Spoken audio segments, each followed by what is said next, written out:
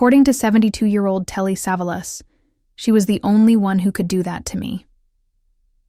On January 21st, 1922, Aristotle Telly Savalas was born in Garden City, New York.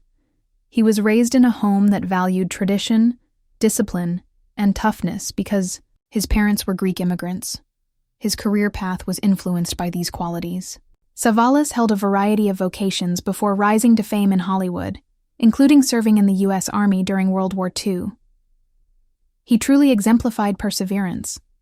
After that, he enrolled at Columbia University to pursue a degree in psychology. He began his career in the information service of the U.S. State Department.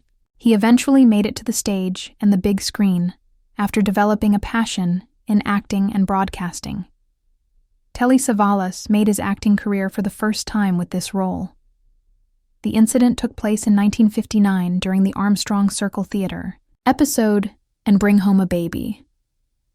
Savalas had the ideal start to her television career thanks to this CBS network program, which was renowned for, based its stories on actual events.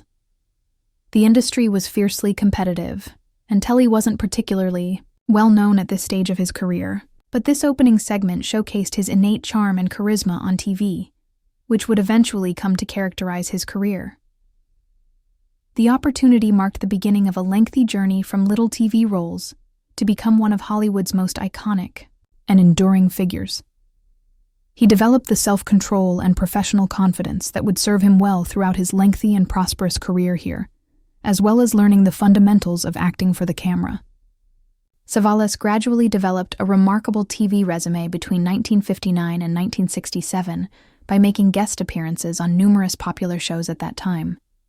These included crime series like The FBI, The Untouchables, and The Fugitive, medical and psychiatric programs like The 11th Hour and Breaking Point, and gritty urban stories like Naked City. In addition, he starred in chic spy films like The Man from UNCLE and classic westerns like Bonanza E. He demonstrated that he could maintain viewers' interest even with limited screen time by portraying a variety of roles, from fierce criminals to nuanced supporting characters. Savalas developed his abilities at this period and learned how to project charm, vitality, and a sense of danger, qualities that would eventually come to define him. Playing many roles allowed him to get to know directors and producers better. He gained a reputation as a dependable and adaptable performer who could elevate any production over time. On the well-known private detective drama series 77 Sunset Strip, Savalas portrayed Brother Hendrickson in one of his earliest recurring roles. In this well-liked television program from the late 1950s and early 1960s, two stylish private investigators in Los Angeles investigate crimes while juggling mystery, suspense, and occasionally humor. When Savalas played Brother Hendrickson, he demonstrated his ability to strike a mix between drama and nuanced comedic timing. He would eventually benefit from this ability in larger, more complex parts. Additionally, he had an appearance in the NBC adventure series Acapulco, which focused on global mystery and exotic locales. He gained even more on-screen experience as a result, demonstrating his ability to handle a range of story genres, from action-packed adventure to urban drama.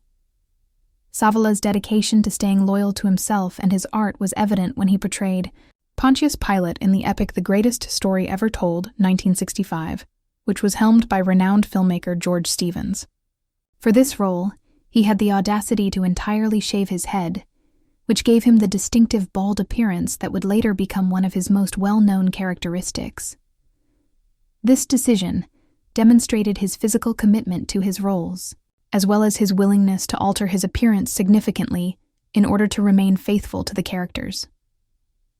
As Pontius Pilate, a pivotal character in the narrative of Jesus' crucifixion, Savalas had to exhibit authority, moral turmoil, and gravitas. This role allowed him to demonstrate that he could undertake challenging, well-known film parts, in addition to his TV work. This performance marked the beginning of his ascent to Hollywood stardom, and helped him transition from a well-known TV actor to a major motion picture star. Although Savalas didn't begin acting until much later in life, he soon rose to prominence as one of the top actors in the business. In the early 1960s, He frequently appeared in TV series and films as a supporting character. These were typically harsh or villainous parts that highlighted his rich voice and fierce gaze.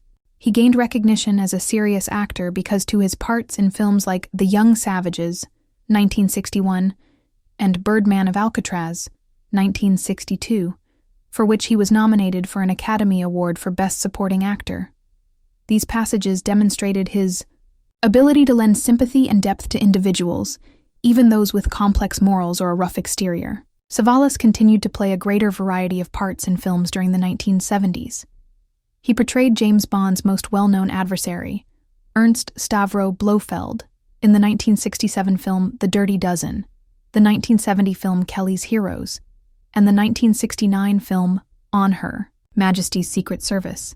However, Savalas became a household name because to television. On the CBS crime series Kojak, he portrayed the endearing New York City police detective Theo Kojak as of 1973.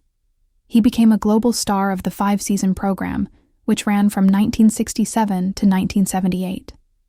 Savalas's lollipop, his fashionable attire, and his slogan, "Who loves you, baby?" established him one of the most iconic characters in American television history. Not only was Kojak entertaining to watch, but it also pioneered new socially conscious stories and gritty realism that addressed issues like poverty, corruption, and drug abuse. For the role, he received an Emmy and a Golden Globe, solidifying his status as one of the greatest actors of his era. Savalas reprised the role in several popular TV films even after the show ended. This demonstrated how significant the character was to his legacy. Acting was not the only thing that made Telly Savalas famous. He was involved in music as well. His singing and spoken word CDs were successful in Europe, and his deep, calming voice made him an unusual recording celebrity. His cover of Bread's If peaked at number 1 on the UK singles chart in 1975, thanks to his distinctive approach, demonstrating his popularity among a diverse audience. In contrast to how he frequently came across as tough on screen, Savalas's ability to connect with people both on and off screen was remarkable. His voice was pleasant and amiable. Telly Savalas's longtime girlfriend and college sweetheart was Catherine Nicolites. In 1948, they were married. Their friendship dates back to their early years. They had been together for a long time before deciding to tie the knot. Social and cultural standards of the period, which emphasized stability and the desire to start a family after the formative years of school and young adulthood, were reflected in this marriage. Despite their closeness and shared interests, they were unable to resolve issues in their marriage. They separated in 1957 after nearly a decade of marriage. Savalas's early experiences with love and separation most likely had a significant impact on his development as a person and his mental fortitude. In the years that followed, it also influenced his thoughts on family life and relationships. In 1960, Marilyn Gardner became the second wife of Telly Savalas. Gardner was an accomplished theater instructor whose passion for learning and the arts paralleled Savalas's developing interest in entertainment and performance.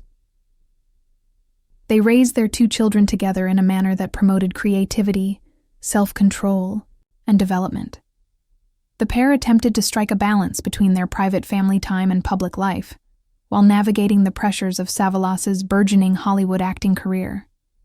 Despite their shared dedication and the joy their children brought them, they began to experience personal issues and disagreements that ultimately caused them to split up in 1974. This period of Savalas's life demonstrated both how difficult it may be to juggle a well-known career with raising a family and how much he could still love despite the challenges. In 1984, Telly Savalas wed Julie Havland, his third wife. A new era of steadiness and redoubled commitment began in his personal life at this time. Savalas became an even better father after they had 2 children together, demonstrating his deep concern for his family even in his older years. This marriage demonstrated that both partners had a mature grasp of how to collaborate as a team, grounded in respect for one another, shared objectives, and experience. With Havland's help, Savalas carried on with his acting career, including his well-known TV parts. Additionally, Havland created a secure environment for their kids to grow up in. Their shared life demonstrated how long Savalas could sustain significant bonds. It also demonstrated his personal life's evolution throughout time, demonstrating maturation, resiliency, and the pursuit of happiness with a family he held in high regard. At the age of 72, the well-known bald and gravelly-voiced actor, Telly Savalas, spoke candidly about the one person who could truly relate to him emotionally. Savalas added, "She was the only one who could do that to me," in a tone that was full of admiration, want, and obvious affection. Because Savalas had a reputation for being a strong, no-nonsense actor throughout his career, both on TV in his well-known role as Kojak and in numerous films as police officers, mobsters, or other authoritative figures, many fans were taken aback when he made that statement. Here, however, he revealed a more vulnerable, gentler side of himself that few had previously witnessed. He was referring to Stephanie Powers, a gifted actress with a captivating personality and a dazzling charisma. It was obvious that she had permanently changed him. Savalas continued by describing how she had a unique ability to penetrate his normally tough shell. "No one else ever managed to touch me like she did," he stated, reflecting on how intimately he felt her presence. He recalled moments when she had a profound impact on his life, moments when they shared laughter, displayed unanticipated generosity, and had deeply touching conversations. Savalas had exuded confidence and control for decades, so it was shocking to learn that someone could have such an effect on him. It also demonstrated the psychological and emotional effects of power. Additionally, Savalas's remarks spoke to the larger topic of intimacy and trust, particularly in the lives of those who are frequently in the news. It was quite uncommon for an actor who was constantly surrounded by friends, co-workers, and fans to find someone who could truly penetrate the armor he had accumulated over many years. It wasn't only love or respect, he reflected. I was able to abandon the act and be Telly, the true me, because of something deeper. Although his confession was brief, it was crucial because it provided us with a unique glimpse into the personal life of one of Hollywood's most influential celebrities. Finally, the realization of how fleeting these uncommon relationships are gave the experience a hint of bittersweetness. There was a sense of desire in Savalas's voice as he talked, a subliminal understanding that such occasions are precious, uncommon, and frequently fleeting. "I don't think I'll ever meet anyone like her again," he replied. "No one else could ever have that effect on me." Savalas presented a universal truth about love, being open, and how one person can have a significant impact on a lifetime, in addition to sharing a personal truth about his relationship with Stephanie Powers. After a protracted battle with issues brought on by both bladder and prostate cancer, Telly Savalas passed away on January 22, 1994, at the age of 72. He passed away in Universal City, California, at the Sheraton Universal Hotel. It was more than simply a temporary residence for him. He spent the final 20 years of his life there. Savalas established himself as a regular at the hotel during those 2 decades. The tavern was dubbed Telly's in his honor, because he was so prevalent there and in other public places.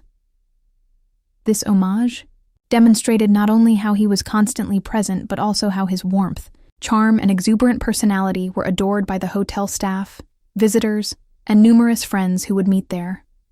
In this sense, Savalas used the Sheraton as a sort of stage in his later years, maintaining the charisma and charm that had made him well known on television and in motion pictures.